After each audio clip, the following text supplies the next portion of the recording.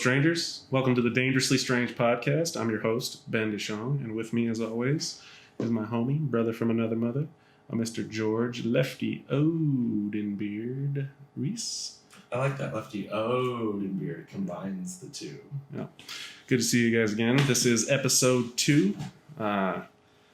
Appreciate you joining us. We're going to get going here. We don't really have any outlines. We're just going to enjoy this weekend afternoon. Well, I mean, I have an outline here, actually, that says that I need to tell everyone to... this is yesterday's outline. That's yesterday's outline.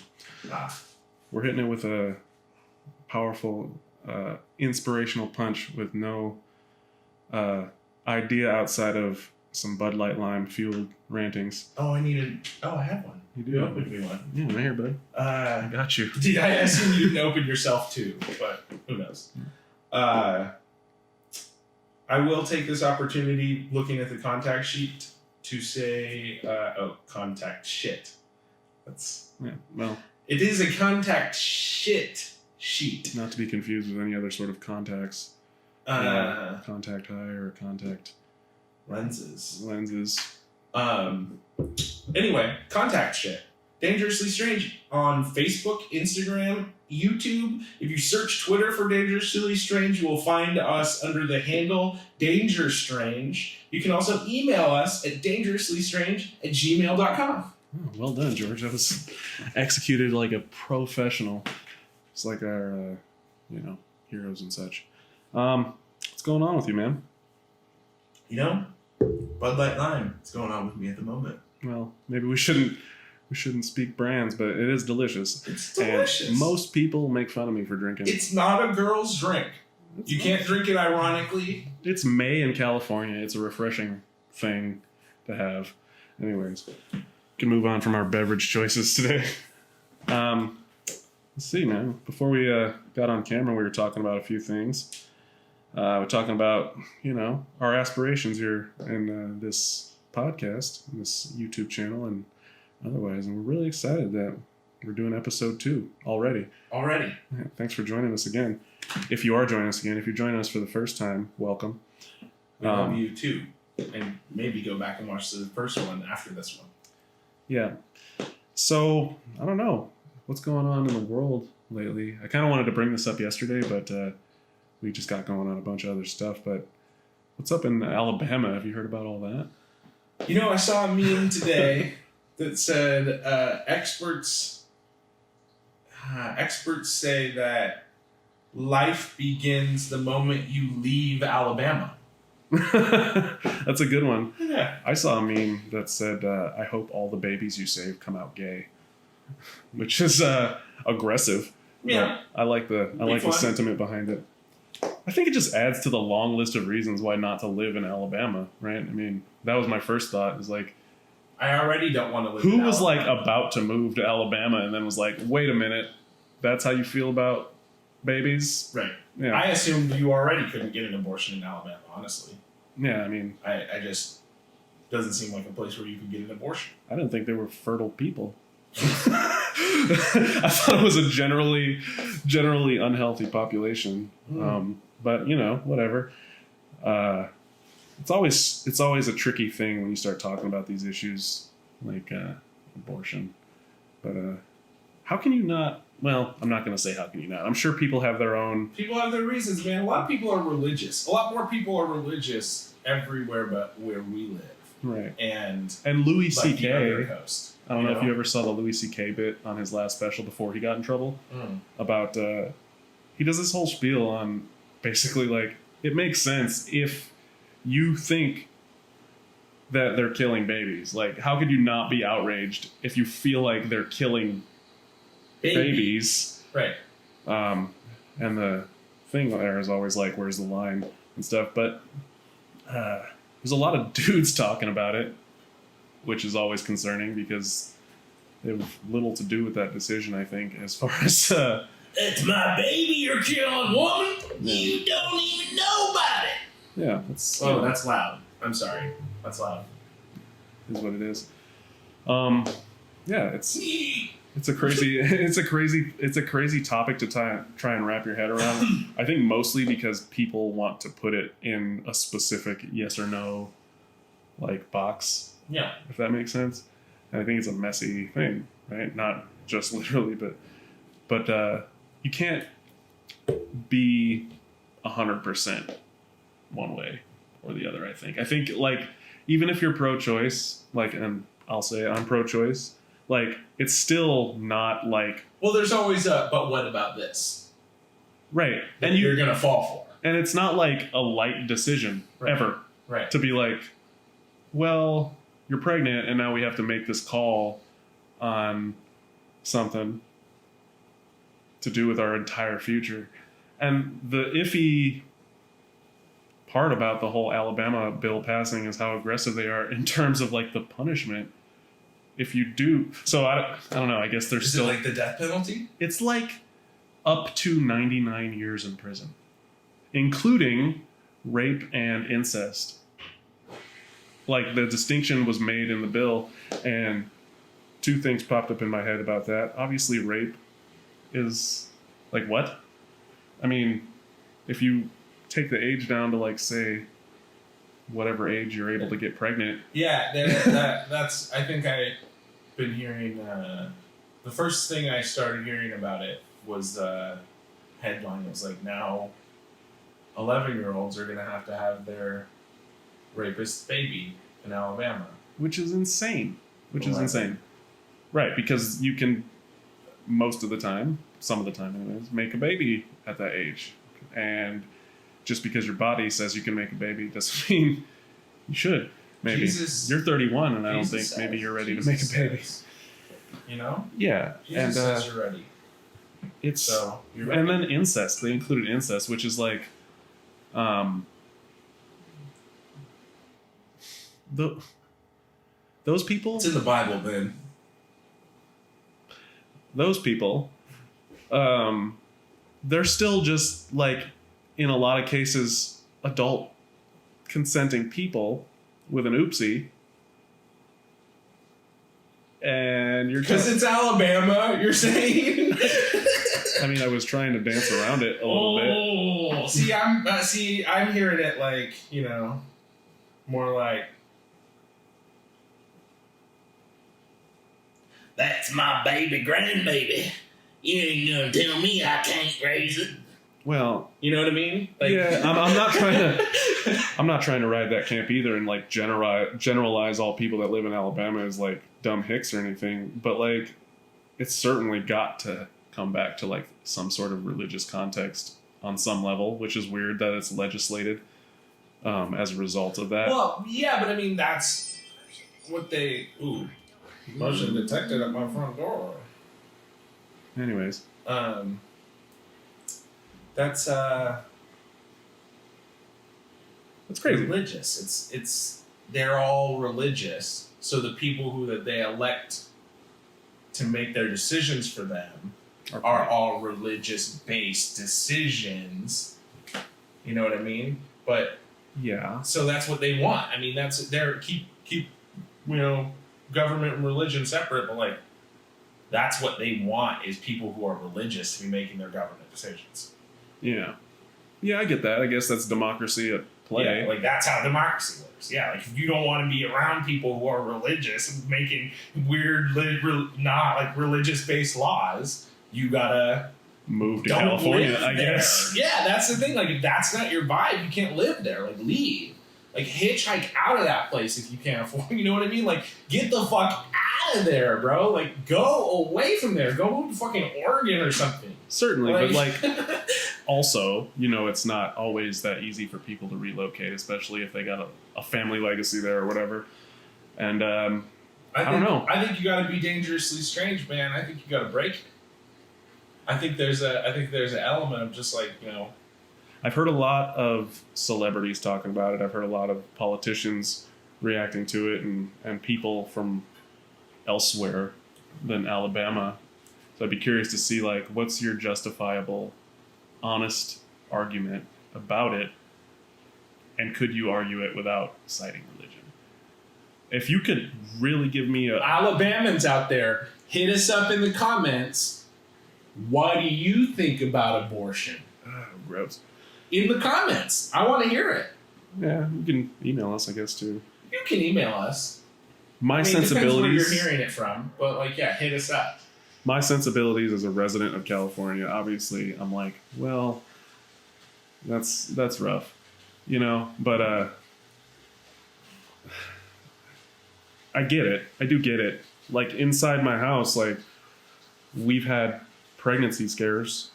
I'll say scare, and I'm pro-choice in most instances, but we've never even considered it.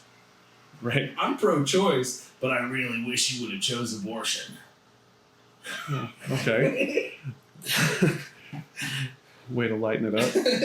I don't know. It's just but you're saying absolutely not. Like it wasn't even on the table. It wasn't even on the table. Right. And that's not as a reflection of like religion. That's not a reflection of like anything. It's just kind of like, we knew what we were doing. We knew that we weren't protected. You're in a what I mean? Relationship. Like it's a reflection of like, good. You're in a place you can do that. You feel comfortable with that. I guess, but even if like financially it was a stretch, which it would be at this point, right? Like it still would be like, well, here we are. It's worth it. Our family's getting bigger. You know what I mean? Yeah.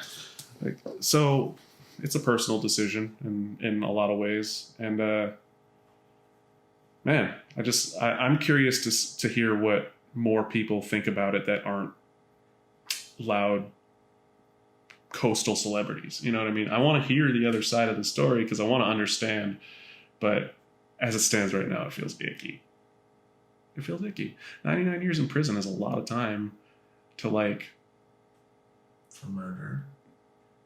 Well, I mean, it's almost more aggressive than rape and murder charges in that state. Like, I think it's like 25 or something for the... So... Yeah, but like probably like 25 to life. Yeah, with chance of parole, though. 99 years. I guess. Life. Well, right? Life, bro. 99 years? No worries. How many 99-year-olds do you know? I mean, not even. How many people do you know? You'd have to be like 110. I'll be more than that. Well, not about the 11-year-old that you talked about. It's an 11-year-old, exactly. I'll be out on my 110th birthday. Yeah, that's fast math. Do you even want to get out of prison at that point? No, you wouldn't. You're wouldn't be comfortable. able to live outside of prison. People. What's the healthcare situation in prison? They take care of you as long as you live. Well, we take care of them. Yeah. Yeah. Yeah.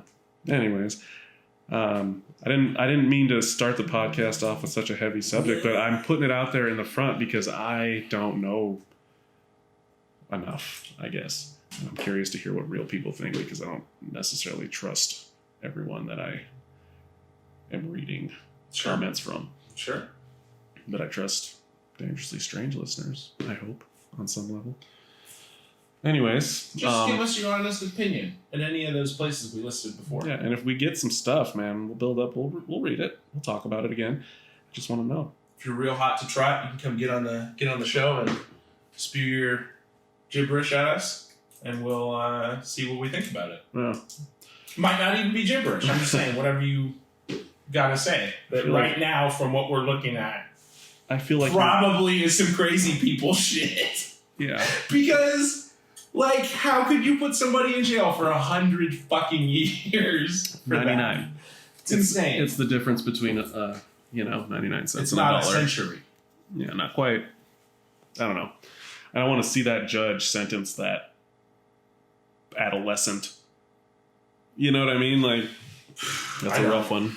No, I don't. But, like, what's that guy look like? Or gal? Yeah. You know. For sure. What else here? All right, get off the topical. What were we talking about outside? Well, we were just talking about building this brand, right? Empire. Yeah. It's coming along. We're excited about doing this, man. We can't express that enough. It's a huge, a hugely inspirational feeling to kind of make the decision, especially as a unit, as two friends who've known each other for almost 2 decades at this point. To just be like, hey, let's be us professionally. I mean, if you boil it down, that's what we're trying to do here. We're trying to be ourselves professionally, and for me, show my kids that that's a thing. Yeah. You know, I'm gonna show all the kids that that's a thing. Regular you jobs. You can be you for money. Well, yeah. I mean, I guess on a most basic level, but just you can subsist on artistic endeavors. And for sure. Creative, and you can build your own business. Like, the system is built for anybody to be able to do it, and there isn't a reason that anybody shouldn't be able to. And regular jobs are the worst. For sure. You know what? That's a topic we didn't touch on from yesterday's sheet. Regular jobs, right here. Got it. Yeah, I wrote it. Yeah. I mean, fuck a regular job, bro. I can't. Like, you're a pro at regular jobs. I'm a pro at a regular job. I've been at the same job for over a decade. Yeah, but you were a pro at the little jobs before that. Like, you were really... You're a hard worker. I came out of youth. I entered adulthood very excited about making my own money. Right. And I only saw one way to do that, which was work. Go somewhere and get a paycheck for trading my time. Yeah. Right? You're very dedicated to that. Well, it's simple math. You're like, oh, you tell me I come here for 10 hours and you're going to give me X amount of dollars. Perfect. That's predictable. I can build a budget and a life around that. And it seems very attractive when you're young and full of energy and you can take a beating and eat shit. Yeah. You know what I mean? Like, and that's all it really boils down to, is you're professionally selling your time and personally gauging how much shit you can eat. See, that's the thing. I could never eat the shit, man. Like, I kept hoping to find a job where I didn't have to eat shit all day. And there's not a job like that you can just go get, you know, as a young person. Well, I mean, there are good jobs. There's good companies, and there's good. There are regular jobs that allow you to be creative. There are cool jobs where you are like doing some shit that you want to do. Even I work in a factory, and there have been long periods of time where I was satisfied with that because the aspect of learning new skills and dealing with different people, and like, it's exciting to like learn some bullshit in school and then like be out in the world and exercise some of that and then pull new skills and stuff. But, you know, the timeline plays out long enough and you start to realize the pattern, and you start to realize that your effort is what you're not getting compensated for necessarily. Sure, you get some honeypots set out for you. You get a pay increase here and there, promotions, all that's very exciting for a short amount of time. But then you're just eating someone else's shit. Right. You know what I mean? Like, you just move over and like maybe... See, I couldn't eat shit long enough to even get that far. I'm hungry. Most of them places. That's the thing. Yeah, you're hungry, man. I was just never hungry for shit. Well, I mean... You know, like, I was only kind of ever money hungry, too. Like, you know that about me. Like, I was like... Well, you were always a schemer. You know, you always had like, I had some... And I made some good money on some schemes, but, like, the fact that it would take 6 months before I saw anything come of that scheme that I was running was okay with me. Like, it was always... I think that's maybe that, like, entrepreneurial that I've always, you know, like, ever since I've been a kid, I've been, like, scheming. Like, you know, we call it scheming. For a little while, it was, like, for sure, it was, like, I was doing pyramid schemes and shit. But, like, when I was a kid, my schemes were, like, I'm going to make greeting cards and try and sell them to people. Well, you were just trying to start a business. Yeah, like, I was just scheming for, I think I can make some money doing something with this goddamn computer. Well, you know what I mean? I think where you went wrong in your youth was that you were looking for easy money. Right. I was just looking for a little thing I could do to make some cash. Right. Right? And that was cool to me. Like, it was cool to make a little cash. But then, like, it was like, go get a job.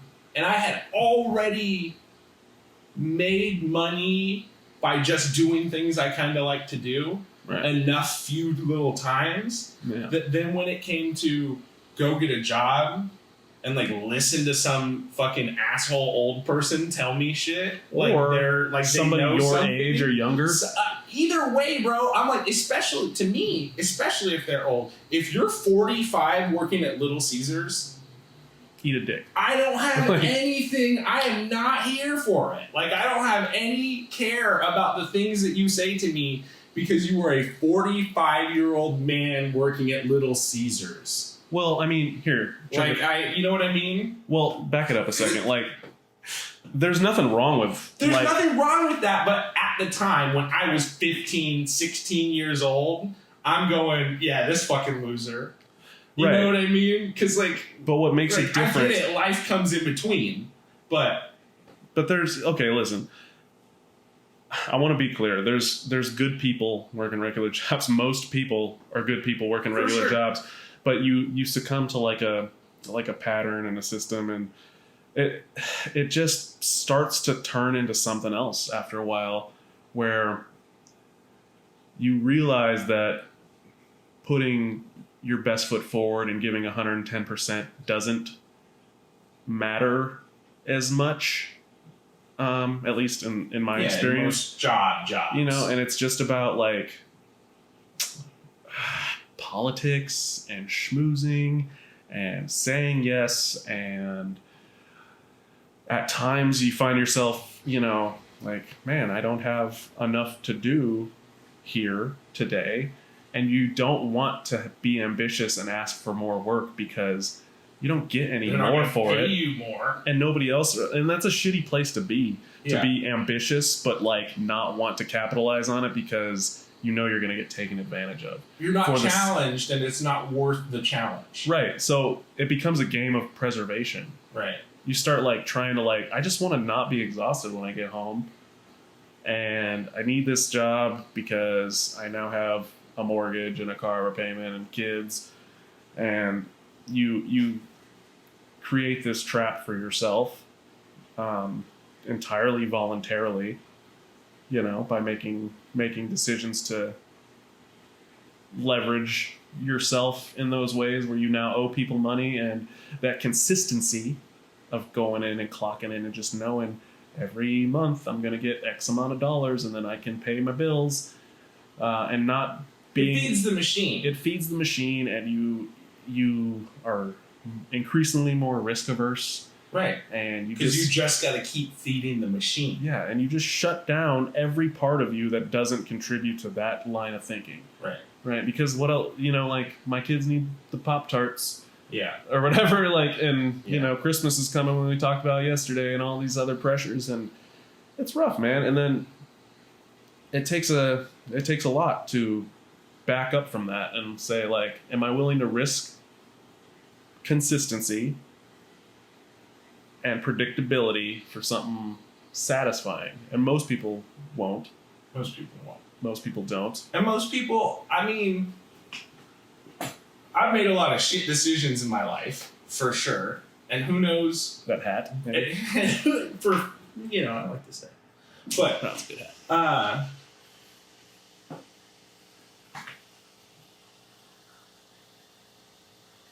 I've made a lot of shit decisions in my life.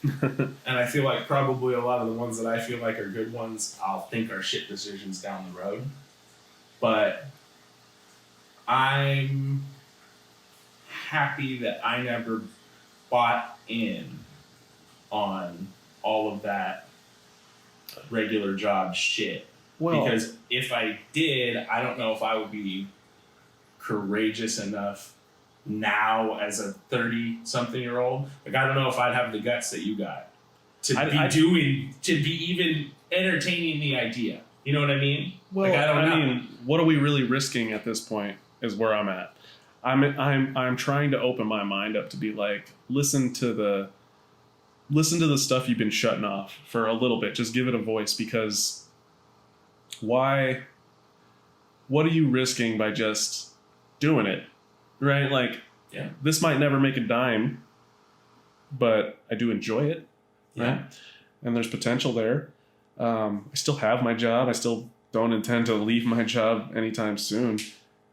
But it starts with, I think, just giving yourself the opportunity to be open to it. Yeah. You know? And shit, man. They don't need you. No. You know? There's somebody else to come right along and replace you there. And it's a bit of an abusive relationship in a way. You know what I mean? To just kind of be like subservient to this idea. Do this or you're fired. Right. You know, and you might not even necessarily agree with their mission statement. Yeah. You know what I mean? Which is important. I feel like every company that has a mission statement, I feel like it's probably similar in terms of like, we want to operate toward making a profit and being safe and blah, blah, blah, blah, blah, blah, blah. But usually you'll see that. Maybe improve the environment or something. Right. But usually there's language about profit and language about efficiency and language about like you doing shit and us making money.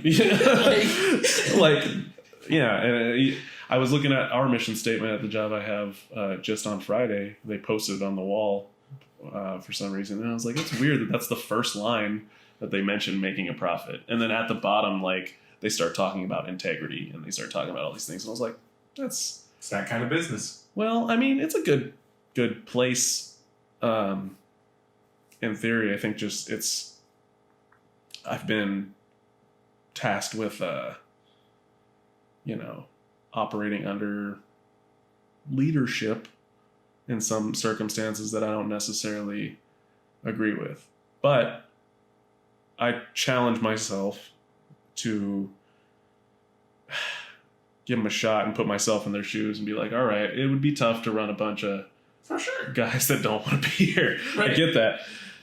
But it's all something that you've got to choose to have perspective on and realize that like this company's been here before you got there. They're going to be there when you leave. They don't care how comfortable your kids are or whatever. You know what I mean? Like on some level, maybe you have a good supervisor.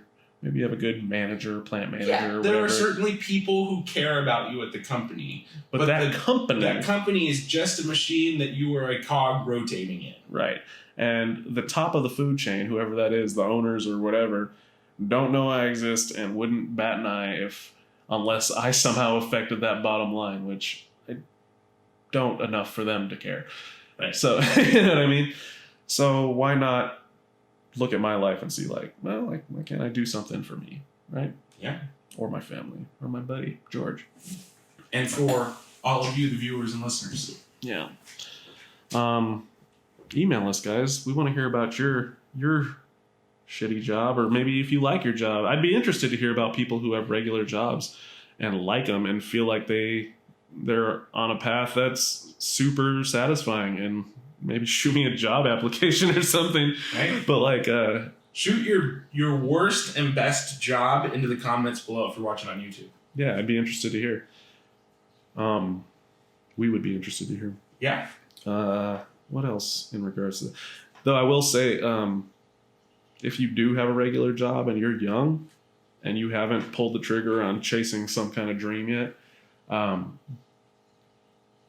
ride that job out and don't fall into the trap of credit and getting the house and the car and all that stuff. Get yourself in the smallest possible means set up that you can to be okay, and stack, dude. Stack that cheddar, bro. Be prepared to do what you want to do at some point. And if it never happens, what's the worst that's going to happen? You're going to have money in the bank. You know what I mean? I often look back in my 20s and like I had a lot of situations where I was paying a super low amount of money to live somewhere and like had no car payment and stuff like that, and was single. You were like, and I was making it rain in the bar and doing all the stuff. So, you know, don't buy into like, because I can afford a new car, I should get a new car, or because I can, you know, buy brand name, whatever. Like, it doesn't matter. You're going to get older and it's not going to matter. You're going to wish that you had resources to do shit. For sure. Personal to yourself. Just a little public service announcement. And to follow that public service announcement, a quick commercial break. That was quick. Very quick.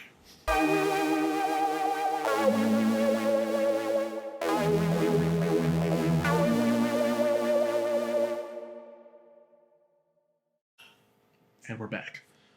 On our break, we took a minute and we were talking a little bit about the last segment and got to a little bit of a thought on the conditioning of getting into that mindset, being a little bit of a worker bee and inserting ourselves into the workforce so aggressively, and how that is commonplace and how it kind of starts with the school system and how education is outfitted these days. And it's an interesting thing to think about because with the internet being what it is now and information being so readily available and maybe not the same skills that we're teaching or have learned ourselves in school being as necessary, what happens? When do we make a change to reflect what's now available? You know what I mean? There's some differences that I notice in my kids' education, just with the utilization of technology. Basically, just kind of like they have laptops in their classes now and stuff, and they do a lot of work with that. But they still do the same stuff more or less. Like they're still learning American history, but their books are different than our books. You know what I mean? Like they've amended so much because... Are they? Like... Yeah. Like, I mean, I've heard on several instances, I couldn't tell you right now off the top of my head, but like information comes out about how this America's involvement in some war maybe wasn't portrayed to us correctly, and there's like a sense of like propaganda, you know, obviously. And now is that reflected in the books? Like, are they telling them that like Columbus gave the Indian smallpox and shit? Like, you know what I mean? Because like, yeah, like what I remember being young kid, and it was like they basically were telling us the Thanksgiving story for for Columbus, like, you know what I mean? Like he was a hero. Like that's the, you know, it's like. Yeah, he came in like man. You should have seen how good the Pilgrims and Indians worked together. You know what I mean? And like that's the Indians taught us how to grow corn. Like, you know, like that's not like, none of that. Like that's all just horse shit. What they were feeding us. Yeah, it was basically greeting card shit. Yeah, you know and it was, you know, to make our country be the hero in every story. And right. I remember feeling... Our forefathers came to this land and prospered. I remember feeling such, like, just a hugely, like, all-encompassing feeling of patriotism, like, all coming up through school. And I'm not saying that I'm not a patriot. I love... No, they were laying it on us. I love that our country is what it is as far as the opportunity we have and the freedom we have, but it's now coming to light, at least if you choose to digest that stuff that you see on the internet or whatever, that, you know, we're just as bad. We're just as bad as everybody else. We're just humans. We've just been winning. And now we're in a position where we might not be winning for very much longer, you know, China and you know, the nuclear issues and stuff like that, and it's just it's alarming to be an adult person and feel like I don't really have a pulse on much in that regard outside of like, because we don't just sit and watch the news anymore, right? And just be like, that's what's going on, like right. And even like, I mean, going deep. Like, you think about, okay, we're opposed to war, right? Well, right? But, like... Are we? Well, but, like, yeah, like... we are... We everyone are, you've ever met right, and had a conversation with... all the people were opposed to war, right? But, like... For one, like, the idea of war is kind of absurd, because that's just the normal state of living on this planet with all of these weird political and financial and government weirdness interactions that we're always in this like struggling war with all kinds of other people about all kinds of stuff. Right. And mostly everybody else on the planet hates our guts over here. And seemingly, yeah. Because winning. Like you say, we've been winning. At least that's the message. Right, yeah, like the overall message to us, the citizens, and also to everybody else on the planet through our media and through propaganda is that look at America, they're all rich, everybody has food, everybody, even the homeless people stay fed, you know what I mean? Like, and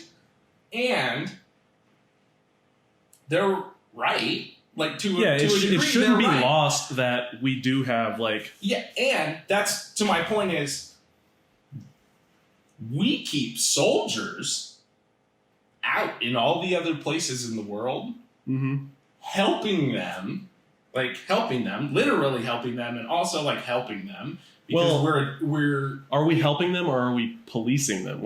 We police them. That's exactly right. That's the end of the day. There is help going on. There are humane services that our military do, but the important part is that we're keeping a combat presence in all the places that could possibly threaten us with their combat shit, and with their connections, or with their withholding of the shit we want. Exactly. Also, for sure, we need their oil and whatnot, right? And that's important because if we didn't have those people out there doing that police work, and all those millions and millions of dollars that we hate spending on submarines and missiles and airplanes and aircraft carriers and everything else. Bulletproof Cadillacs for the president and stuff. You see that shit on TV.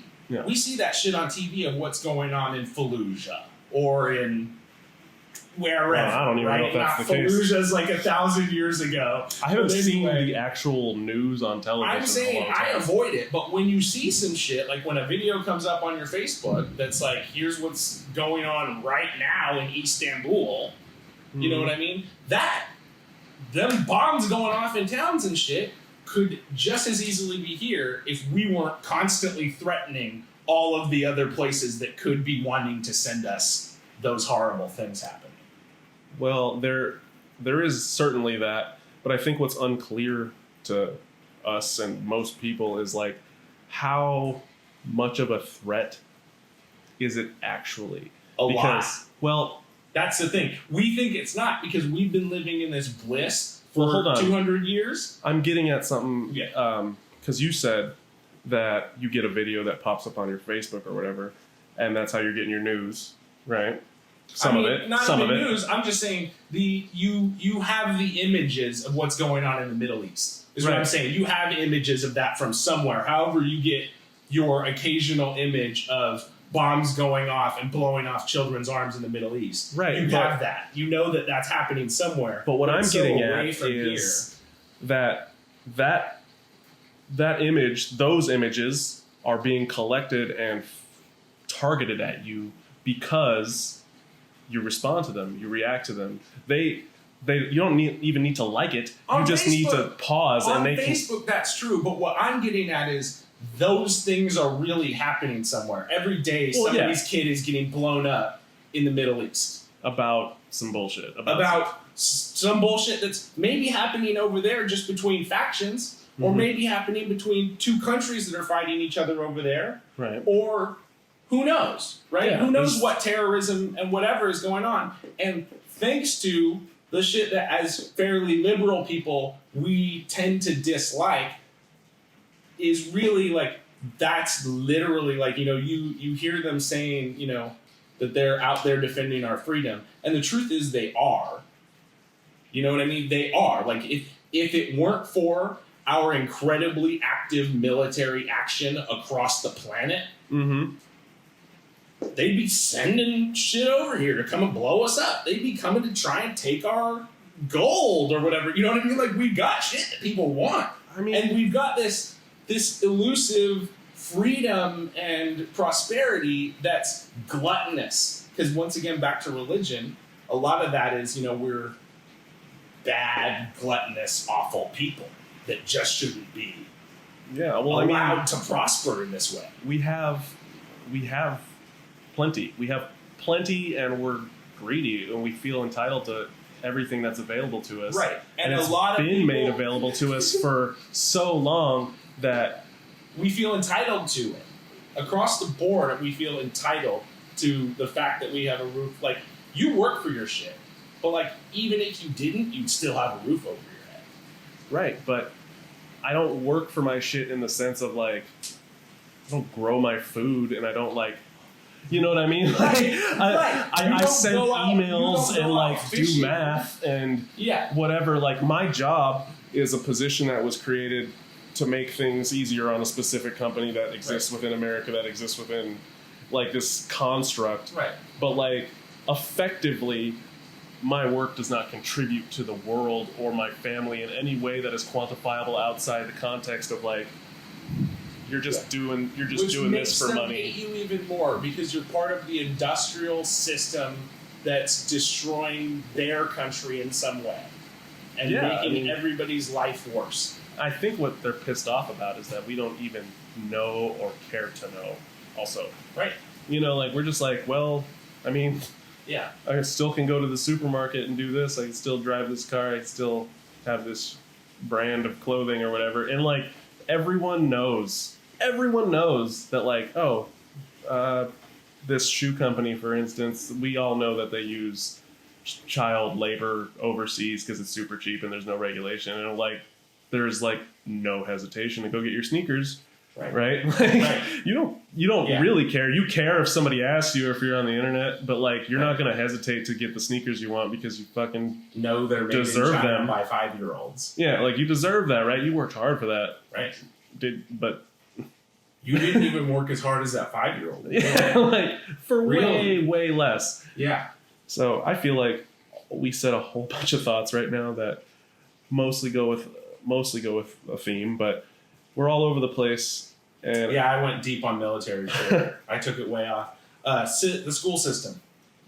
Yeah. That's what we're talking about. Education. Yeah, to bring it back to that. Pilgrims. That's where this went off the rails. Yeah. Pilgrims into the military. Fucking buckle hats. I hate them. Mine slipped all the way up. Yeah. I don't know.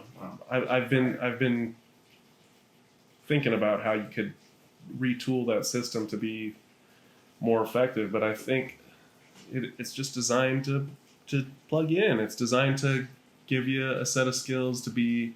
You should be on time. You get used to being on time somewhere. To be a contributing member of society. Right. And that is just exactly how this all came up. It gets you ready to go have a job. Right. You have to show up at 7 a.m. and work until a time. Right. And they give you an 8-hour shift because if you worked 9 or 10 hours, you'd be mad about it. Right. You know what I mean? But if they could get you to do 9 or 10, I've worked 12 hours for many years, and it drives you slowly insane to do repetitive tasks for that long. But they frame it around, this is how you take care of your family. This is how you contribute. Taxes are necessary, so you got to make sure that you. When I worked at Walmart as a checker for one Christmas season, by the time the Christmas season was over, I would work 10 hours at Walmart mm-hmm. and then go home, and all night I would just dream boop, boop, boop, boop, yep. every night.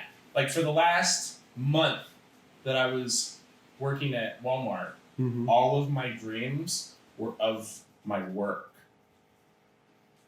Yeah, I've been there.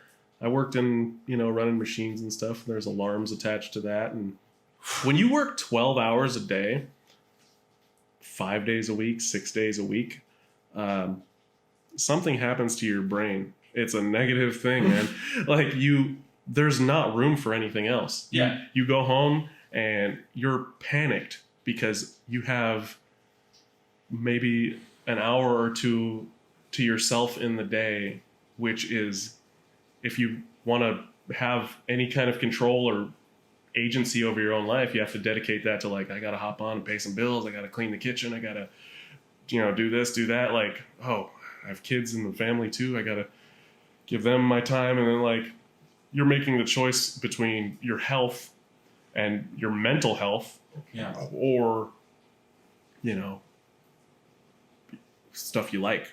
Right. Like, you know what I mean? Like, so you're enjoying your life. So you're like, okay, I could sacrifice 3 hours of sleep to like do something for myself, but also I'm exhausted. So maybe you do sleep would be good for myself. Right. Or your 3 hours that you give yourself is, I'm going to be on the couch watching Netflix because I don't have energy for anything else. You're not going to like do something productive. You're not going to move your project forward. You're not going to like learn to play an instrument or draw or something. 3 hours isn't enough time to get into flow on anything. Yeah. When you're just spent 12 hours and every day spent 12 hours for the last and then you lay your head down and all you can think about in bed is, man, I hope I can fall asleep soon because that alarm's coming.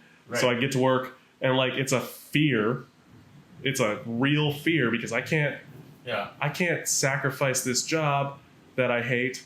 You know what I mean? Like, you do everything in your power to preserve a life that you just can't stand.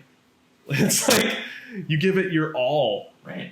And it's such a weird paradox. You're just like, man. You trained yourself, man. Like, you do. Condition yourself into doing it. Yeah, and the blurry line is like, where is it me and where is it like the conditioning? Yeah. Where's my responsibility in it all? Yeah. We get out of the driver's seat. It's cruise control.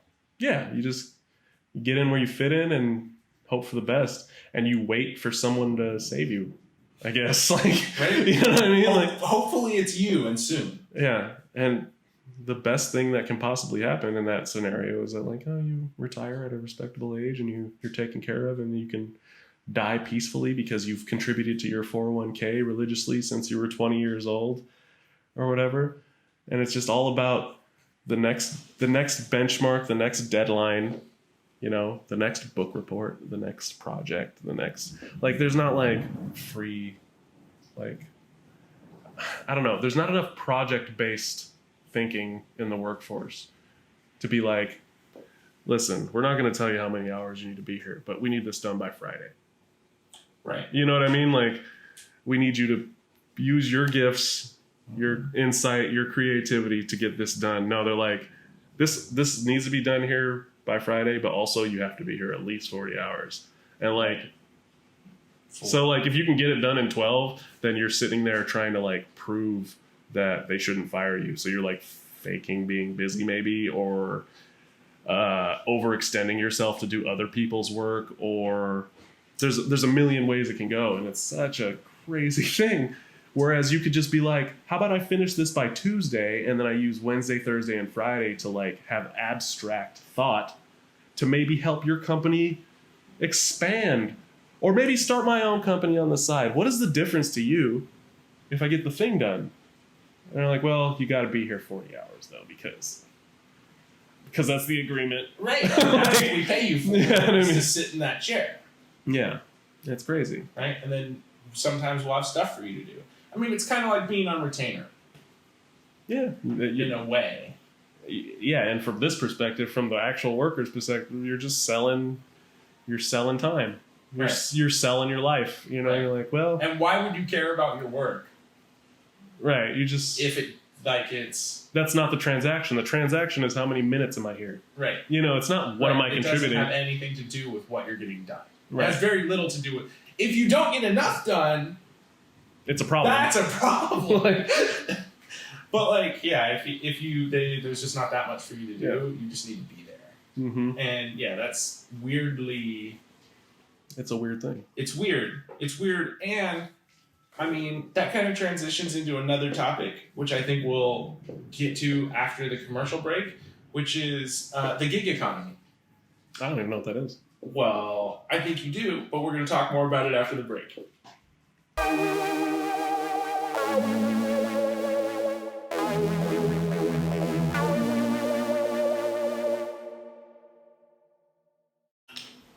Welcome back. Hey, Jesus. We just fought like torrential rains outside. We went out to go discuss, things, and George's car was almost underwater, so we had to act fast. Moments away from my engine being flooded with water. So appreciate the break. Let's take care of that. Yeah. George is now barefoot and wet. Yep. I had to take my shoes off to get to my car because it was like 2 feet of water out there. Fun fact: if the drain for your neighborhood is in front of your house, it's a thing because the leaves collect on top of it and then slowly start to inch up your driveway. So, oops. Luckily, we're sitting high, but it was a thing. All right. I promised before the break that we were going to talk about the gig economy. Yeah. First, I have a quick question for you. You ever go to bed, watching some movies or something, and you're eating Doritos, and then in the morning you wake up and you forgot that you were eating Doritos before you went to bed, and you rub one out, and then the whole rest of that day your dick is itchy? No. Yeah, no, me neither. So, the gig economy. So there's all these people now that go to the fast food place and pick it up and bring it to your house. Yeah. And they get paid transactionally for that. Right? Okay. They're not getting paid a wage. Right. This is back to that by delivery. The idea of buying your time, right? Mm-hmm. Your company buys your time. These companies in the gig economy, it's a gig, right? You're getting one gig. We're going to pay you an amount for it. End of transaction. Okay. Right? You're basically just a contractor for that company. Right. You're not an employee. So your company would probably be more than happy to set you up with a contractor position because they'd be willing to pay you the same amount and then not give you health care and insurance, other insurance and, a retirement 401k, right, all these things. Any of that. Just like we were talking about yesterday with the self-driving cars, the Lyft drivers, right? That's a gig, right? Mm-hmm. Every time I take somebody from here to there, I get paid this amount of money, right? And it's not sustaining, really, unless you're going. Well, you're using your personal assets, so that's the trade-off. You're using your personal assets. I mean, you can go to work for Uber, and they'll sell you a car. That's a big moneymaker for Uber and Lyft right now is they're giving people car notes and then making them work them off. Yeah. I've looked into that in the past. Yeah. But it's all transactional. Mm-hmm. People are now talking about these gig guys got to start a union and stuff like that. And who knows how that'll pan out. But right now, there is this option to be working. You're still trading your time, but you do what you do for a little bit of money. Right. I see that, as a positive thing, mostly as a short-term, one segment of an income, for sure. But the issue with that is that it's, in regards to how I was talking about it, is that there's no creativity in that. There's no part of you that contributes to that outside of you still just. Well, it depends what kind of gigs you're doing. There's for Lyft, for sure for Lyft and stuff. Yeah, there's not a lot to that, right? Right. But there's, for instance, there's a whole population of people who are freelancers. A lot of the work that I do is just freelance work. You know what I mean? And that's still basically just a gig. Mm-hmm. It's a little bit bigger money, and then the difference that I see is consistency, right? What you do, your check's coming, right? As long as I'm there, right? And you don't have to be in charge of making sure that somebody's going to buy whatever you're producing, right? They assume all the risk, right? Your corporation is going, we're going to pay you no matter what. We're going to pay you to do the thing you're doing inside the corporation. Every week on the dot, you're going to get your fucking money. Yeah, right. That's what they're selling to you, and that's a big part of you're selling time, but something that you're buying that a lot of times people aren't thinking about, myself that I a lot of times don't think about that and haven't over the years to get where I am, is that you're buying back a lot of security and stuff like that. You know what I mean? For sure. Absolutely. That idea that it's, I don't have to which is why worry about that. Which is why I still work there, which is why I don't just pick up and say, let's start this and work towards it aggressively, because the security is important because those other things I spoke of earlier are already in play. Right. The house, the cars, the expectations of, the kids living at a certain, all of us living at a certain level. And, So that's worth a lot. Like, it's worth more than, obviously it is if you prioritize. The work that you do is worth the money that they pay you. Right. You've made that agreement, right? By continuing to work there. The money that they pay you is enough for the work that you do. But also, there's so much more value than that money just in the knowing that the money's going to be there. Right. So the deciding factors is like, how much risk are you personally willing to assume in the pursuit of, because that's life, right? It's risk versus reward. If you're not going to roll the dice and hope for 7, then you're not going to ever get the payout. Yeah. So my issue with the conditioning is that it, I think, disproportionately tells you that, like, that's not really an option to, like, make those kind of independent advancements and decisions. Like, it's nowadays it's probably moving in the right direction. I think the generation coming up behind us and probably the generation behind them are more aware of the power of the internet. They're more aware of the fact that information is so readily available and you can do so much with that. Right. But the message that I'm aware of that's in my universe is that, like, that's irresponsible to, like, take that kind of risk because of life, right? Yeah. So, like, it's risk. It's all it is. You have to somehow create a perspective to see the world as it is and see opportunity where it is and understand that there's more than enough of it to go around if you're willing to utilize these free resources, right?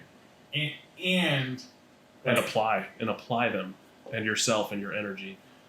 Yeah. Understanding that, like, it's not going to come quick, it's not going to come easy, but, like, it's really in a lot of ways mapped out because so many people have already done it. Yeah. You know what I mean? And 99% of people will fail because they don't really want to try. Well, yeah, it's not easy. I feel like we talked about that a little bit yesterday. Yeah. Or the last cast or whatever. Yeah. Yeah, it's not ever going to be easy. And, like, even when you get to the promised land, whatever that is for you and your life and your ambitions, like, the work doesn't stop. Yeah. The work doesn't stop. You just hope to do work that you're interested in because it will create interest and energy within you to do that and keep pursuing it. Right. This grind of a regular job is the contrary. It's just serving time. And it's hard to stay engaged when you just are rolling on security and rolling on, like, you're just like, you figure out the stuff, you figure out how to get by. Right. You figure out how much you can do that make it worthwhile, like, not want to die from it. Right. Right. It works against you, though, in the sense that, like, it's easy to turn it into a video game. Yeah, I guess. Like, I mean, I like getting in the zone at work. I do. Yeah. It's a flow state. Right. What I don't like is that at the end of the day, my flow state is expended on somebody else's bank account. You know what I mean? I do get my cut, my very tiny, tiny cut. But, like, I've used so much of my mental energy for this thing that I don't get for spreadsheets and shit. that I don't care about. Right. And then I come home and like the desire to do my own thing still exists, but the energy's no longer there. Yeah. You know what I mean? And then you have to push through that, which is a tall order. For sure. You know what I mean? It's now becoming clear to me, though, that there is no other way. It's necessary. Like, there's not going to be the easy thing. There's the 1 in 100, 1 in a million people that get the easy one. Yeah. You know, and it's usually the first to the party. Right? So, yeah, if you that can helps. you know, but it's a crazy mindset to be in, to be having ambitions. I don't think it's crazy.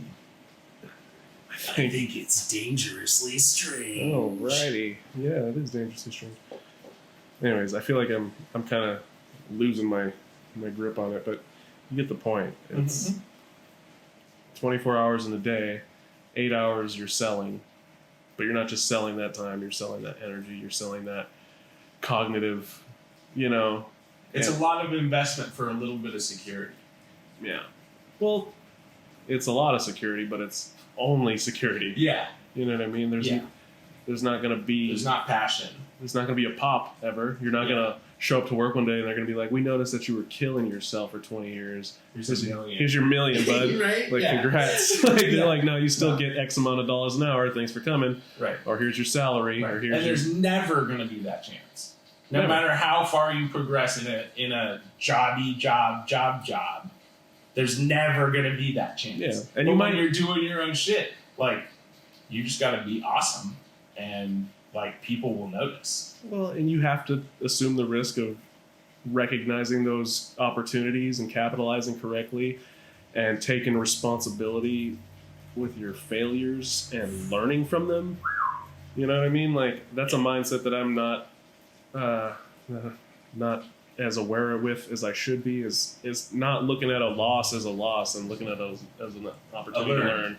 Right. You know what I mean? Like, you're always going to... my L's stand for learning. Yeah. And lose it. No. Nope. No, you're right. Especially if I was doing something that I believed in. You know what I mean? Like, if I'm doing something I believe in and I lose, like, at least I was in it. You know what I mean? Like, well, at yeah, least I was really trying, and it was something I wanted to achieve. You have to not undersell the fact that, like, when you're doing something you care about, you're engaged, right, and present, yeah, and that's super valuable. Like, I can be secure all day long, but like I'm in a little bit of a trance most of the time, and I'm looking at the clock, right, and it's the same old. You're just counting down and looking at all these accounts come across your desk of like, oh, that person's getting rich, and that person's getting rich, yeah. And I'm just like a cog in their little thing. Mm-hmm. You know what I mean? And when they pop, they're not taking me with them. I'm right. still just making this money. Right. You know, like. But at least my rent's paid, and at least I can cruise around in my Hyundai. Or whatever. You know what I mean? Hyundai, bro. Only 27 more payments. Yeah. You know, there's a lot that bounces around my head, you know. But I think you have to get to a point where you have some faith in yourself. I saw this little clip on Instagram recently. It was a Joe Rogan thing that really stuck with me and juiced me. And it was probably, I think it's a minute long is what they do on Instagram, right? A little video. And he says a bunch of stuff, but there was one sentence in it that just, I think about it every single day now. And he just said, if you can be valuable to a company, then you can be valuable to yourself. Yep. And it's like stupid simple. Right. To be like, yeah, I work super hard and I'm good at a lot of stuff. And why don't I just... And if they paid you how much you were valued, they couldn't afford to hire you. Right. I mean, try to quit your job if you're good at it and watch them react.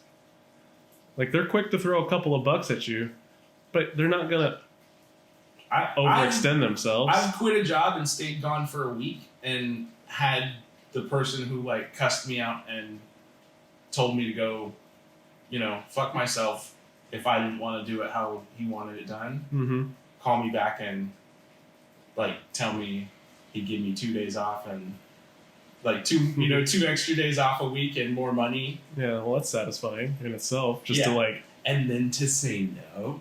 Not interested. I realized that I need to be doing my shit right now. Is a good, like, that's a hot feeling to have. Yeah, but that's the pattern. Is, I feel like a good supervisor or manager or company culture or whatever will recognize when somebody is approaching the end of their rope, and that's when they'll lay out one of those honeypots. Right. You know what I mean? That's when you get the raise or the bonus or whatever, and you feel just enough to stay. You feel validated, and when the dust settles, rewarded me for all my hard work. Right. When the dust settles, you're like, a fucking hour. Great. Now I got 100 and 200 more bucks a month or whatever. And it's like, what is this really? Like, you're going to just easily find a way to spend an extra 100 or 200 bucks and be very much in your same situation and still not satisfied with it. Right. It doesn't take long. It's consumer culture. You can buy a little more shit. You buy a little more shit. You feel a little bit better. You feel a little better than the guy that can't buy that shit. You know what I mean? You're focusing on all this external bullshit. Yeah. And it's a bad gig, man. And at the end of the day, you're on a hospital bed telling your family, like, I wish I would have spent more time and I wish I would have done the things I liked. And it's a shame. Yeah. You can't just let your life pass you by. Yeah. It's one time. You gotta stop and smell the roses every once in a while. Yeah, I'm allergic to roses. Don't smell them then. No, I'm not. Check out like a daisy or something. I'm just saying, liability, George. Be careful. If you're allergic to any kind of flowers, don't smell that kind of flower. Public service announcement number 2. Yeah. Also, drink mud bite lime. Mud bite? Mud bite lime. I don't want to. Oh, you're not trying to give them the free publicity. They can hop on as a sponsor if they want. I guess I'd be all about it. Yeah, for sure. Yeah. Man, I heard Ted Danson trying to sell me some vodka on a podcast the other day. Oh yeah, is he in the vodka business? What's with the celebrities getting into the alcohol game? Conor McGregor's got a whiskey now. He's got a vodka. Pretty sure Jay-Z owns. I think he's just selling like a brand name. The Western Hemisphere. Ted Danson's just selling a brand name vodka. He's not selling his own vodka. Well, I mean, people like to drink. People do like to drink. I don't mind a Bud Light Lime. Yeah. I mean, 6. Yeah. Well, feeling it, man. It's feeling good. I'm feeling it. I think it's time for another break. Just because there's a lull, but maybe we can run it back up. You got a hot topic to drop on me? Well, let me see what I got for you. I think the Packers are going to win the Super Bowl this year. Is that hot for you? No. It's not really hot for me. I don't think this is a sports show. I mean, we can talk about sports, but I don't think it's a sports show. Hit us in the inbox with your football team. I'm not really concerned about your other sports. Hit me with your Super Bowl predictions. I got a 6-1 spread.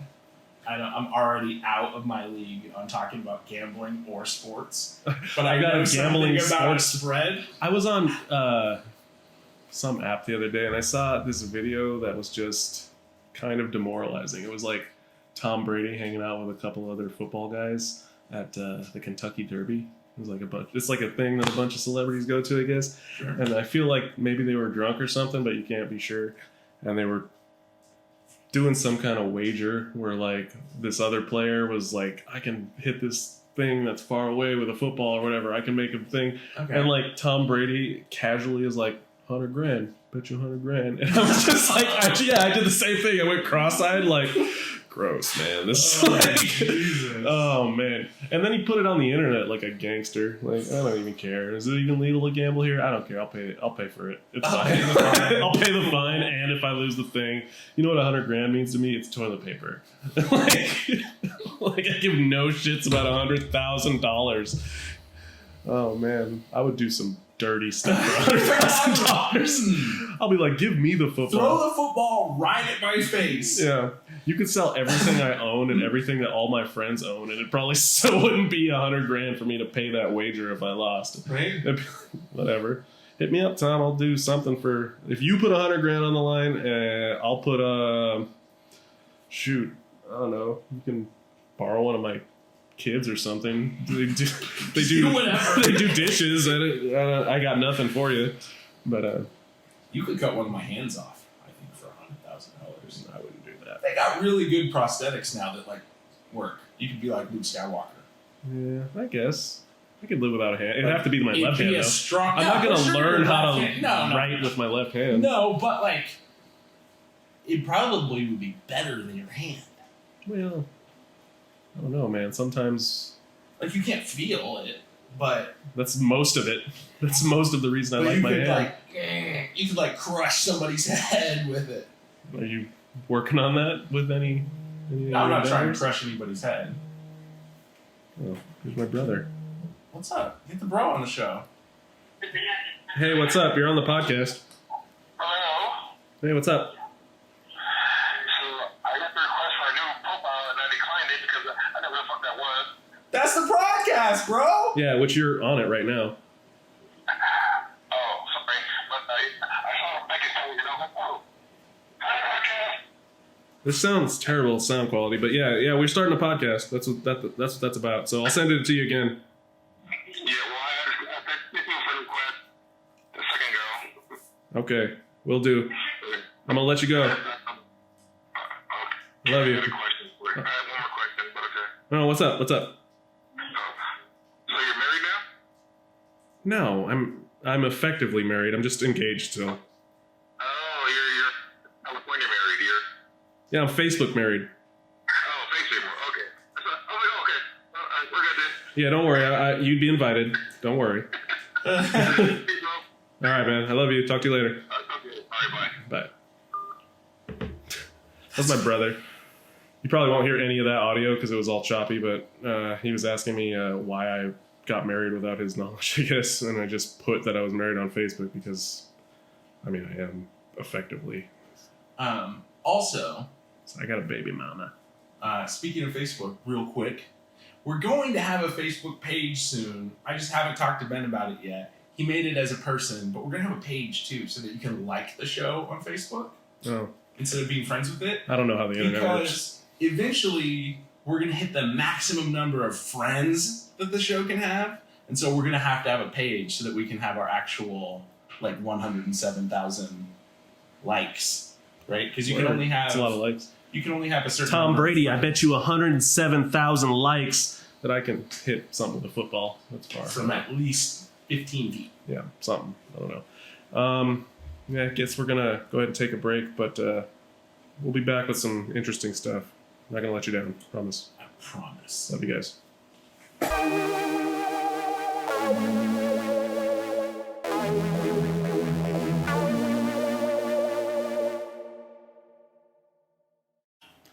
Hey, we're back. That was a pretty long break. Yeah. Becky came home. We were talking to her. Yeah. Say hi, Becky. Hi. Pop in and say hello. Hey. Well, shoot, I I put a don't sweater on. We were outside. even remember what we were talking about. It doesn't matter. We're in the show. We were talking about outside, though, just now with Becky and myself and George about the implications of social media on the personal level. And your psyche. Yeah, it's kind of a tricky thing, right? We all do it, right? Most of us. I think everybody's To on some one form or extent. another, or Yeah. all of the main ones. Right. Or you do all kinds of shit so you have like 15 accounts on every single one. Yeah. It's a precarious thing because I think we don't often realize how valuable our attention is. And those things are by design trying to capture it. And we're in the mix, we're part of it. Our presence on those social accounts is basically to bridge the gap so that you guys can get a hold of us and see what we're up to. Yeah, we just want you to listen or watch. But we're playing the game too. Everybody's playing the game. Everybody's trying to grasp attention and have a voice, maybe. I think. Hopefully provide some value. Yeah. Right? At the end of the day. Yeah, I but hope when we're providing you value. when does it turn a corner, I guess, is what we're getting at. And I think on a personal level, I think most people just kind of use it as a way to seek validation, right? Sure. A way to keep in contact, but I think that maybe is an excuse a lot of the time. At least in my experience, that was how I always justified it. Like, there are so many people that I wouldn't be able to keep in contact with if I didn't have this tool. Because you don't know them that well. Right. That's like you don't know them well enough to have their phone number in your phone. right. What's the difference? So between that but and you sending still a want to text? be connected. I feel like that's this whole feeling of connection, right? And we want the internet to be providing us. We think that the internet can provide us with real sustainable connections. And in some cases it can, depending on how you're using it, right? But if all you're doing is making friends with somebody and then now you see the garbage that they repost on their newsfeed in your newsfeed, that's not a meaningful connection. Liking somebody's memes on Facebook is not a meaningful connection, no matter how you slice it. Well, there's a lot of aspects to it. I mean, there's the pursuit of just like entertainment, right? Like if you got a funny friend and you like to see your funny friend's things, that's cool. Right. But on the flip side, if you have a friend that, and we all have probably multiple of them on our feeds and stuff, who uses it as a diary or uses it as a sounding board for negative thoughts, to talk about their dirty laundry, their ex, or their bad marriage, or their shitty job, or whatever, and they look for you to come in and maybe give them some kind of validation in their negative thinking, Pat on the back, something like that. It's not really a healthy thing, I guess. I mean, it can be healthy to men, but on the I internet? don't want it. I don't want to look at it. Like I'm silence those kind of things off of my feed. Certainly been guilty of it many times in the past. I think in my worst moments, I've used it as an attention-seeking, cry for help type of tool. With complete intention. Last week, I posted a tweet on Twitter that said "I'm sad" with like a link to my sad song. I was like, "I'm sad, so here's this," and it was like a sad. It was like an 80 Man song. It was sad. Yeah. Well,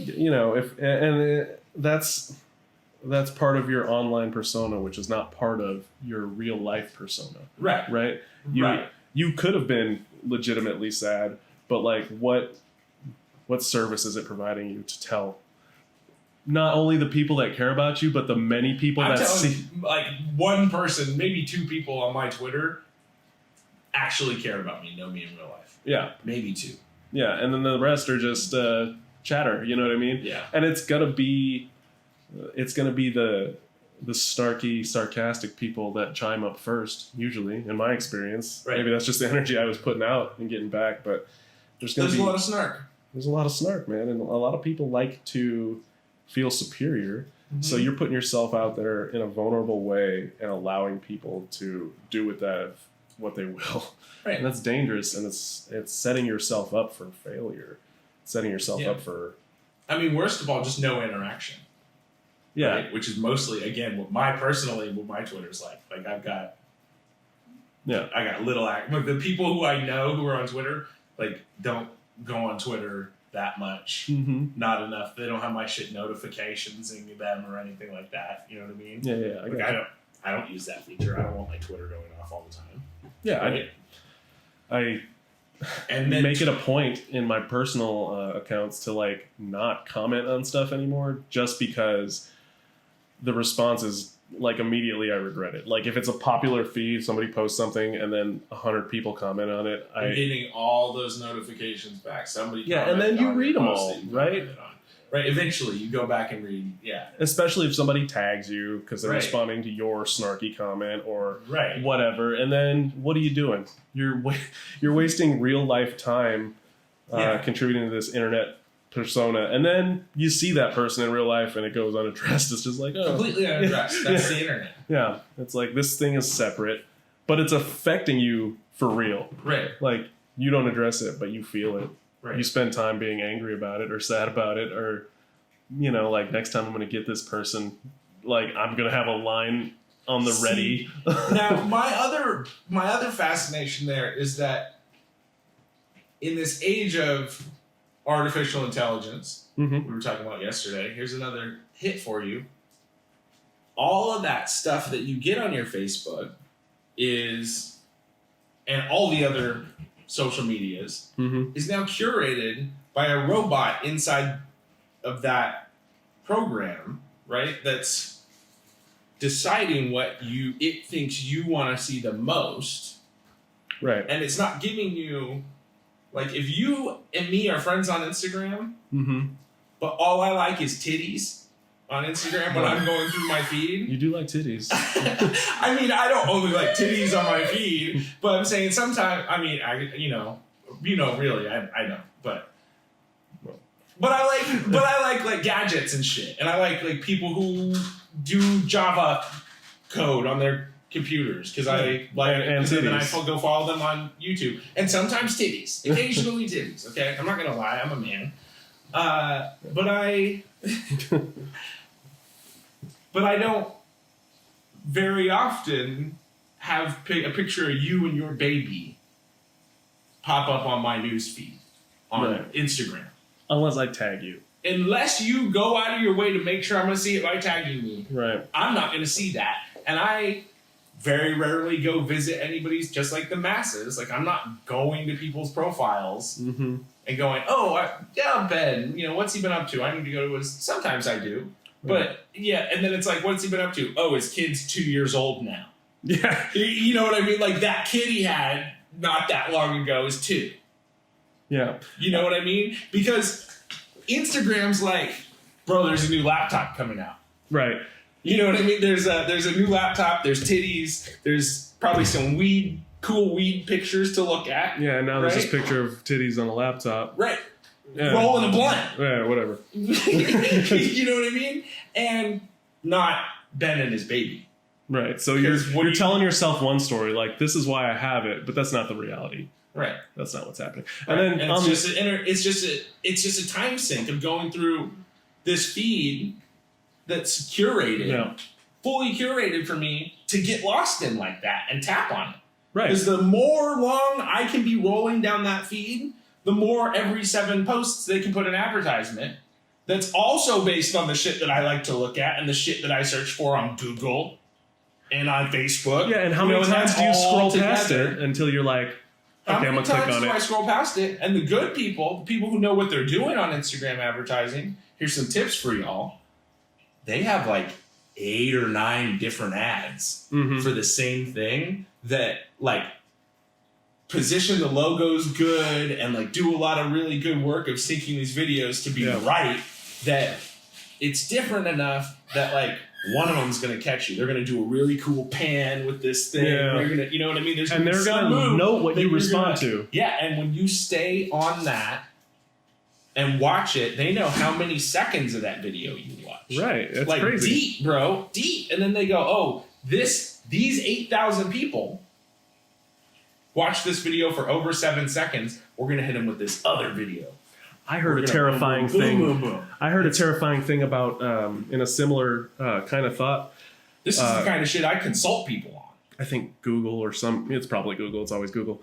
Are working towards the technology that, when you do those like CAPTCHA things, when you're logging on to something and it tells you to pick out the streetlights or whatever, and you click on the streetlights or whatever, the technology is getting to the point to where they're starting to capture a pattern of how long those sorts of decisions are taking you, and relating it to like your health and like the development of like potential Alzheimer's and stuff. Google's and, like, going to be able to giving that information to healthcare health provider insurance. Have it. Yeah, it's insane. That's kind of cool though.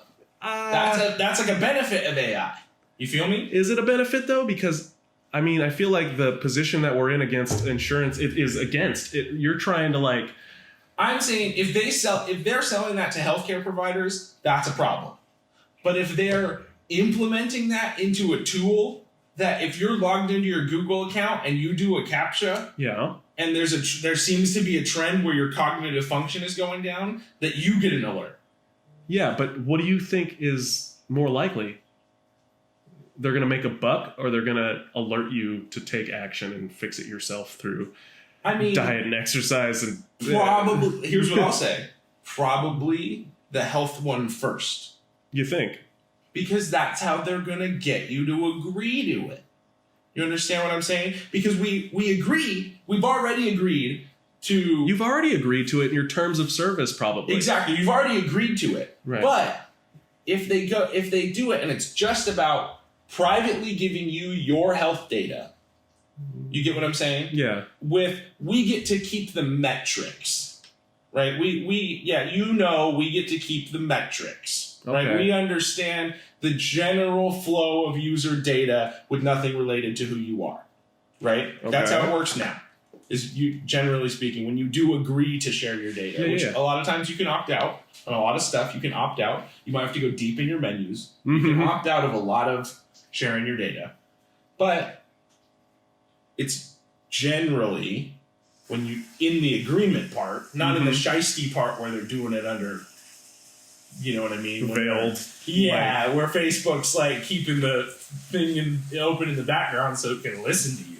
Yeah. You know, like, you know, weird stuff like that. But, yeah, it's private.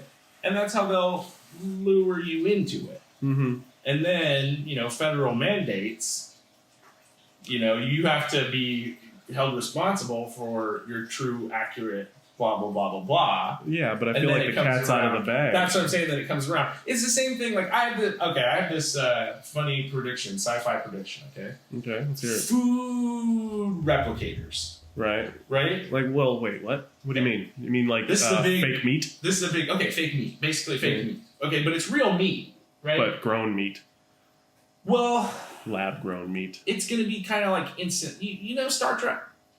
You know. Okay, it but was can on. you imagine a microwave that instead of heating up your food, it makes it like out of like some kind of carbon Okay. jelly, right? It goes, here's the Here's the hot dog electrical now. charges that you need for this to become a bun, Right. right?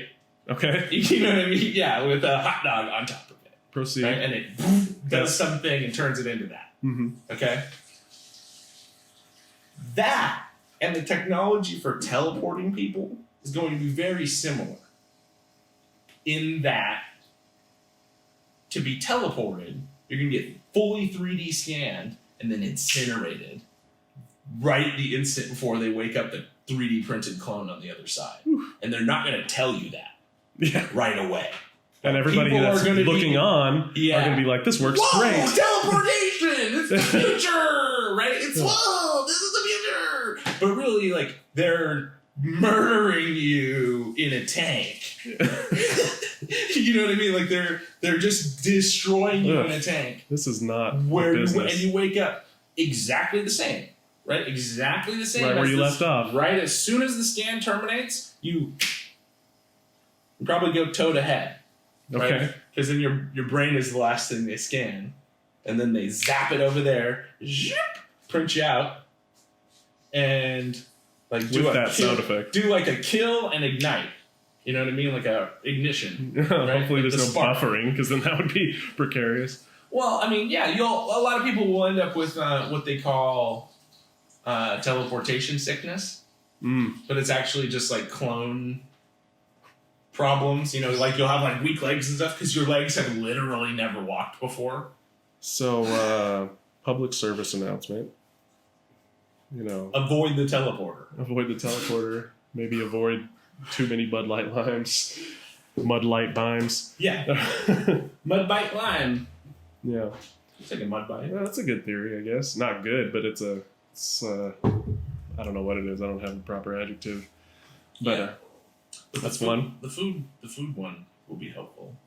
Just don't use the teleporter. I feel like it's well beyond something that I feel comfortable trusting under any circumstance. You can tell me whatever you want, and you can sell me, but if you're trying to collect my health data for any reason outside me volunteering it for treatment in an office, in an enclosed environment at that moment, I'm worried about that a lot.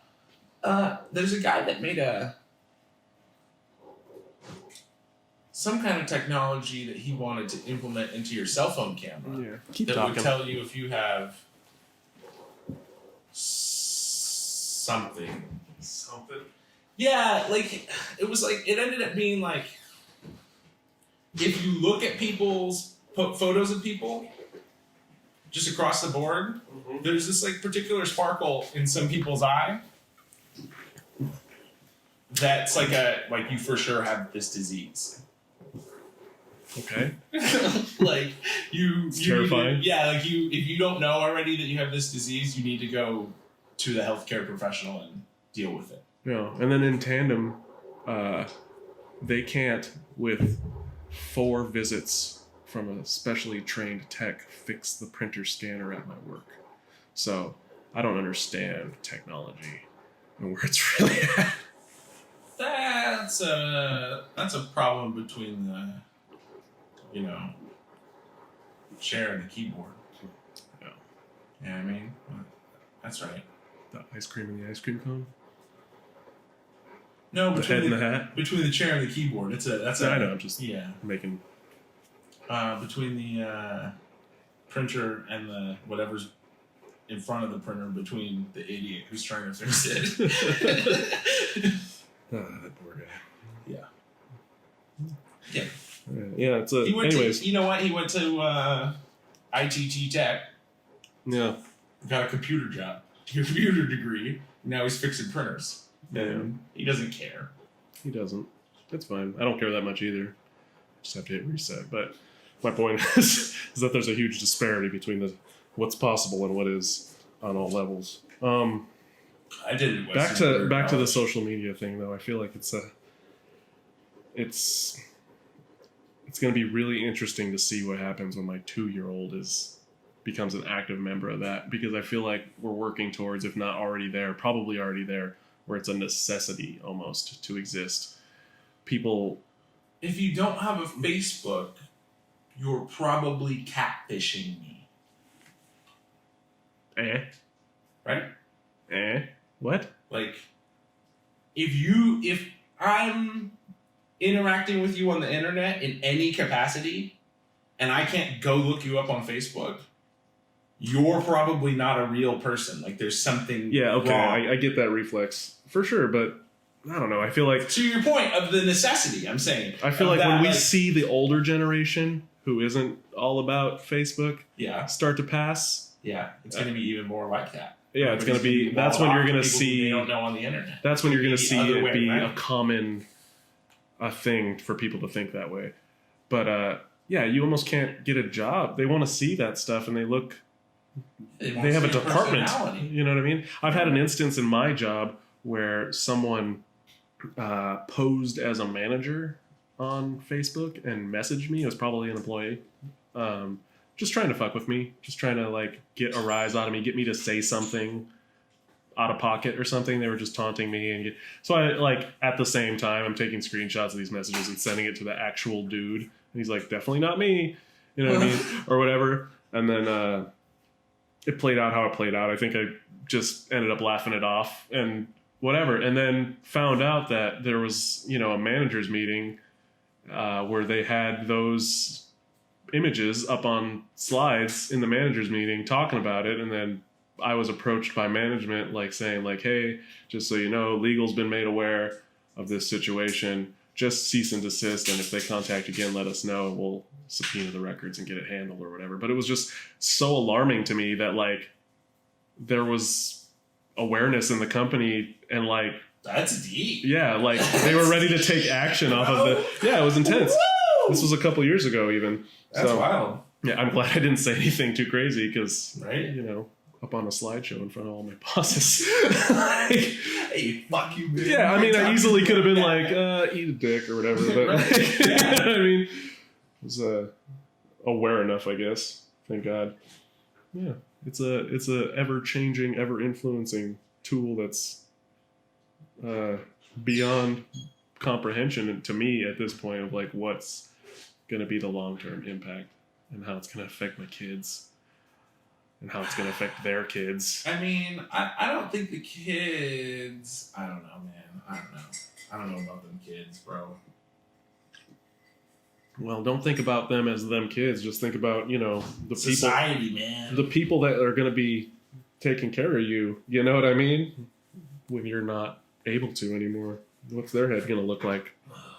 Are they even going to look at you as a person worth taking care of? Or are they going to be like, 50's good enough? That's why I gotta be creating quality content, bro. So the millennials won't let me die early. Yeah, but what are you going to do when they can create quality content with, AI? When they can just... Well, isn't that the goal of making a podcast? Is so that eventually we can exist as AIs forever in history? I guess. I just saw a thing the other day. 1,000 episodes, you can become an AI. Somebody just had voice thing speaking as Joe Rogan online the other day that sounded exactly like him. That was completely fabricated, just based on they had collected all this data from his thousands of podcasts and were able to just put together completely new thoughts. Put together a full personality. I'm saying. I've been thinking more and more about you could tell knowing ahead of time. You could tell. You can tell when it's chopping and stuff. Well, it wasn't chopping. It just wasn't the inflection wasn't there. But the words and it sounded like him. It just wasn't excitable or anything. It was just this is how I'm talking and I'm Joe Rogan. But it wasn't I'm Joe Rogan, how he really is. But it was alarming. It was alarming. It's getting there. And then you see these, face apps or whatever where you can put a filter on. And Kyle Dunnigan, I don't know if you've ever been to his Instagram page, but check it out. Shout out to Kyle Dunnigan. His whole thing is really poorly done face swap where he does impressions. But that's the comedy of it, that it's poorly done. Yeah, it's a joke.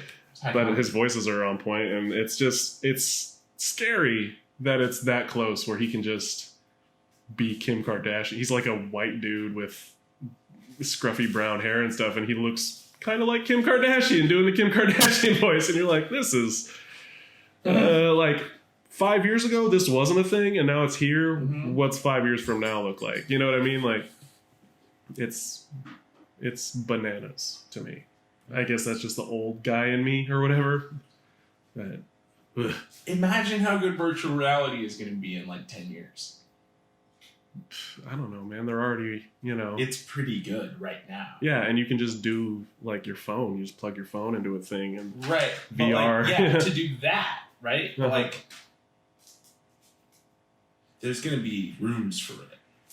Yeah, there's going to be there's going to be. It's probably the future of content. You're probably just going to have to find a way to exist in that space and entertain people in an entire universe. Nobody's going to want to sit down and watch a movie when they can be in the movie. You can be John Wick. Go to the theater, give us $30 and get to be John Wick for 2.5 hours. You know what I mean? That's what's going to happen. With a suit, you got a suit strapped on. Yeah, they'll just put you in a room and maybe they'll outfit you with something so that the feeling's there when you move or whatever, and then they'll have temperature, when there's an explosion they'll blast you with heat and stuff, and then you're just going to be in the movie until we can tap into your spinal cord. This is as good as it's going to get. It's going to be a little it doesn't really have to be that big as long as you get a good speaker system that makes it pretend like it's a big ass room, it's an infinite space. It'll just be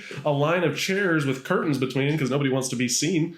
Right. And then that's all it's gonna have to. You could just get a warehouse. Yeah. And it'll look like that scene in the Matrix. When Neo wakes up, it'll just be lines of people laying in a.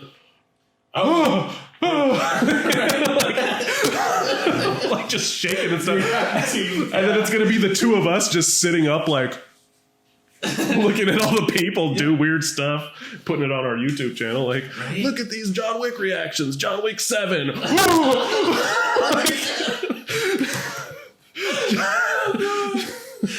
Oh, John Wick 7. The ultimate experience. Yeah, with the Keanu Reeves clone number 4 at that point, you know what I mean? Because he's going to be why am I even doing that? I'm going to be on a desert island. We won't need a clone for Keanu Reeves.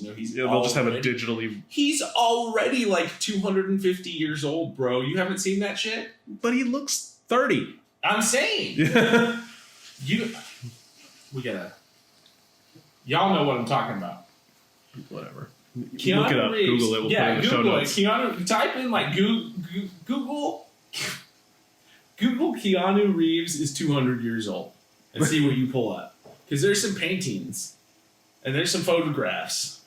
Yeah. And there's some pretty solid evidence, especially just if you look at what that guy looks like over the last 40 years that there's no way he can get around it, right? We all see him. He's the same age. Oh, by the way, 16-year-old me just texted me and told me to give Keanu Reeves a shout out for Matrix 1, 2, and 3. Loved them all. They changed my life. Cut class to see them. Love you, bud. It was a great thing. Number 2 is the worst. Number 2 was good enough. Cut class for that one, too. I loved it.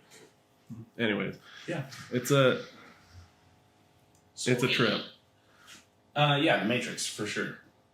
Like, undoubtedly life-changing. Okay.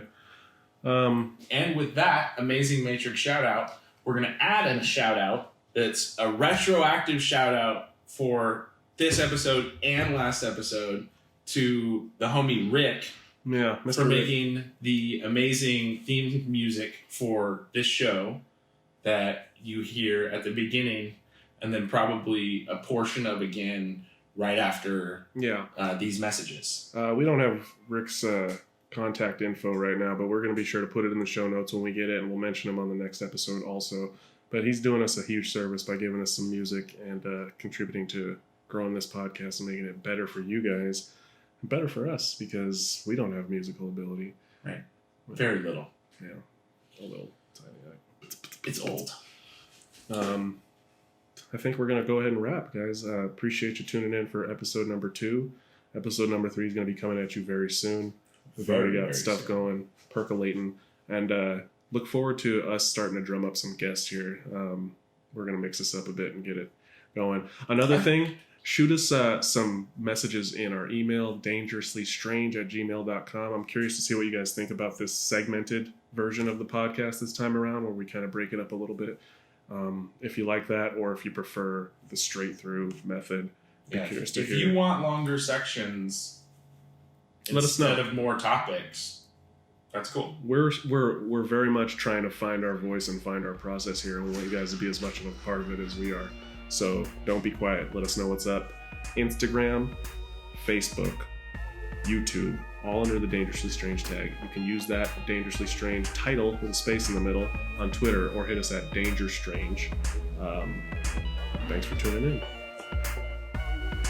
Y'all are the best. Like and subscribe on YouTube. For sure. Dangerously Strange is a production of London Clock Entertainment and Odenbeard Creative. Our theme music was created by Rick Russell, and we'll add more credits as more people get involved with our projects.